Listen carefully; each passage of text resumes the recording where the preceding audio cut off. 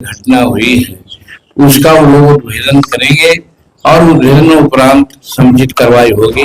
CBI भी जांच करेगी, निश्चित रूप में करेगी जैसा हमको मालूम। 20 से कई साल से नीतीश कुमार जी हैं, न किसी को बचाने का काम किया है न किसी को फंसाने का काम किया है। कोरमा ग्रुप, जो सोचता है वो करता है, आपके अपने सपनों का आशियाना। नीतीश कुमार ने ना किसी को बचाने का काम किया है और ना फंसाने का काम किया है। नमस्कार, मैं दीपक, भारत लाइव देख रहे हैं आप। देखिए, हमारे बोल नहीं बल्कि केंद्र सरकार के मंत्री जीतन राम मांझी के बोल है। पत्रकारों ने जब जीतन राम मांझी से नीट मामले पर सवाल किया तो साफ तौर पर वो कहते नजर आए हैं कि नीतीश कुमार ने न किसी को फंसाने का काम किया है न बचाने का काम किया है। आपको बता दें कि बीते दिनों ही पटना में एक अप्रिय घटना होती है। जहानाबाद की लड़की जो पटना रहकर नीट की तैयारी करती है, फिर अप्रिय घटना की वजह से उसकी मौत हो जाती है और उसके लेकर जीतन राम मांझी क्या कुछ कहते नजर आए हैं वो सुनिए पहले आप। कहीं किसी मंत्री के बेटे का हाथ है और कई तरह के सवाल खड़े हो रहे हैं सर, और ये बहुत बड़ा मामला बनता जा रहा है। देखिए, पप्पू यादव जी बोल दिए तो वही बात नहीं है। बहुत लोगों के दिमाग में बहुत प्रकार की बात आती है, लेकिन ये सोचना चाहिए कि बिहार सरकार चुप बैठी नहीं है। एसआईटी का गठन हो गया है। जहां जहां संपर्क उस बच्ची का था वहां वहां सब लोग जा रहे हैं, देख रहे हैं। और एक अवैध अगर कोई निर्णय ले लिया जाए और गलत निर्णय हो जाएगा, उसकी भी प्रतिक्रिया होगी। इसलिए निर्णय ठोस आधार पर लिया जाए ताकि कोई किसी प्रकार का उंगली ना उठावे। इसलिए हम यही कहते हैं कि बिहार सरकार सोच समझ करके बहुत कठोर से कठोर कार्रवाई करने की स्थिति में है, करेगी, जिसकी जांच हो रही है। इसलिए बहुत लोग कैंडल मार्च किए, बहुत लोग प्रोसेसन किए, वही उस बच्ची का या महिला धन का सोचने वाले नहीं हैं। बिहार सरकार के नीतीश कुमार जी संवेदनशील हैं, वो सोच रहे हैं। आज तक न किसी को उन्होंने बचाया है और न किसी को फंसाया है।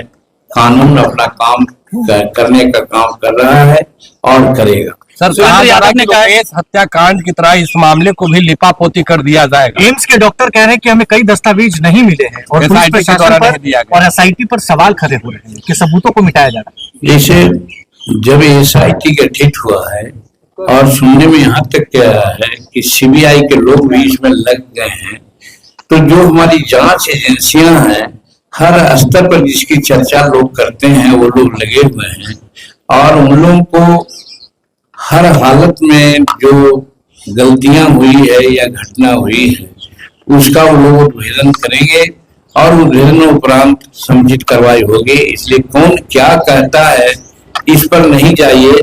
सरकार अगर कोई इसमें हस्तक्षेप करके लिपापोती की बात करना चाहती तो आप कर सकते हैं।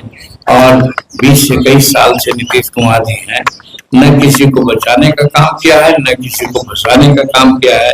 इसलिए बिहार के जनता को विश्वास करना चाहिए कि आखिर इस कांड में भी न्याय मिलेगा। सर, एक सवाल, आपने कहा सीबीआई की बात की है, तो सीबीआई भी इसमें जांच कर रही है क्या? सीबीआई की जांच तो अब तक नहीं है, इस सामने बात है, प्रक्रियाधीन है।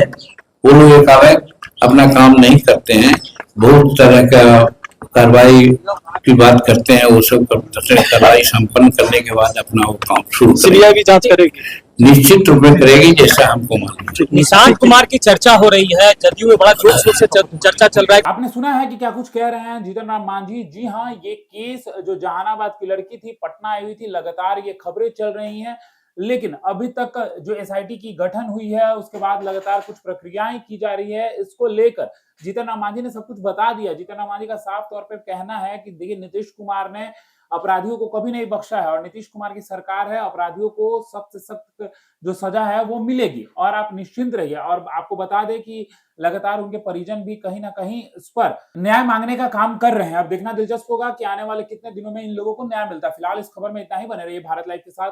धन्यवाद। आपके सपनों को हमने सजाया है, ई होम्स पैनोरामा को हमने बनाया है। ई होम्स मेरा एक सपना था जिस पे मैं पिछले 4 साल से काम कर रहा था। हमने जो बनाया है वो सबने है माना। ई होम्स पैनोरामा में हो आपका भी आशियाना।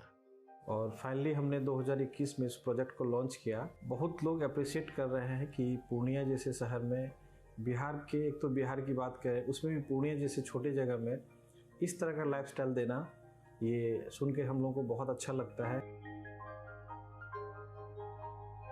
ई होम्स में हमने कुछ और भी किया है, जैसे हम जिस जगह में रह रहे हैं हमारे फैमिली सिक्योर हो, उनको सिक्योरिटी का ध्यान में रखा है।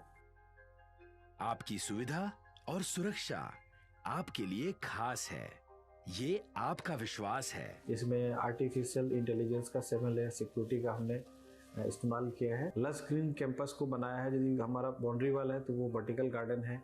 ये जितनी भी फैसिलिटी होता है एक इंटरनेशनल टाउनशिप में ई होम्स है, ये हम लोग विश्वास नहीं कर पा रहे हैं। जो भी हमारे मित्र दोस्त या जो भी हमारे बाहर के बाहर आते हैं तो हम लोगों को बहुत अच्छा सुनने को मिलता है और बहुत अच्छा क्रेडिट मिल रहा है। वो सारा हमने सिर्फ एक बिल्डिंग नहीं बनाया, हमें एक बहुत अच्छा लाइफस्टाइल दिया ई होम्स में, और मेरा एक सपना था जिसको मैं आज फुलफिल होते हुए देख रहा हूँ। ये आपका आवास है।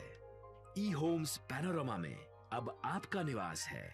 E Homes Panorama, luxurious lifestyle redefined. Panorama Group, जो सोचता है वो करता है।